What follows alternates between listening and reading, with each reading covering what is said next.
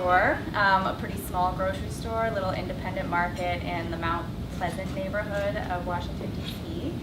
And we've been open just about 2 years. So I don't have military experience, but I can speak to basically career switching. So I spent 12 years working in international development, working for 2 different consulting firms that did work with USAID, and really thought that that was going to be my career. And then I just decided one day that I just was not into it anymore and wanted to do something different. And I had always thought that starting my own business would be great, but I had no idea what it was going to be. I'd had like many ideas over the years, but never really executed any of them.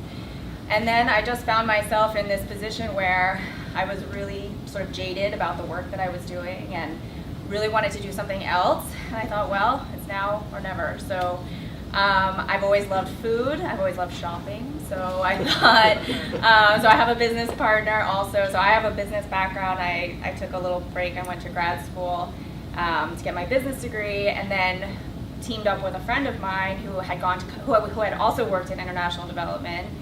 And she had, at the same time I went to business school, she went to culinary school. So we teamed up and we thought, well, we both love food, we both love business, we both love shopping, we want to create a lifestyle that we want. And so we brainstormed a lot of different ideas and came up with this retail grocery store. I mean, we thought about doing a bakery, we thought about doing a coffee shop, we thought about having a bar, a restaurant, like all kinds of things. And what it really came down to is that we wanted to share our love of food with other people and then also create a lifestyle that we wanted. We didn't want to get up at 4 a.m. We didn't want to be awake till 4 a.m. either. We both want to have families. So, you know, neither of us knew anything about running a grocery store. So I would agree that the learning curve is extremely steep. We experimented a lot. We also started small. You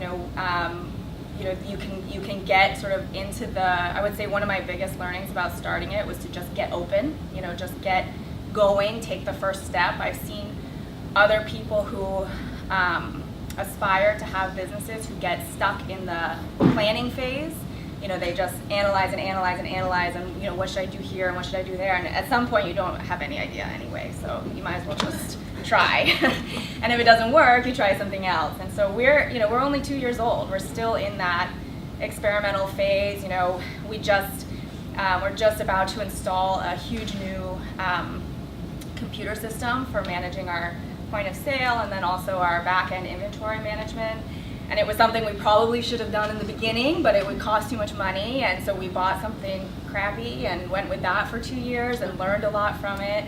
And now that we have some income coming in, we're ready to invest in sort of taking things to the next level. So it's been really fun. I mean, people ask me all the time, are you loving every minute? And I would say one thing I think is really interesting is that I never, in all of the dreaming up of the business idea, I never once stopped to think about what my life was going to be like owning a grocery store. Like, I never thought about what my day-to-day activities were going to be.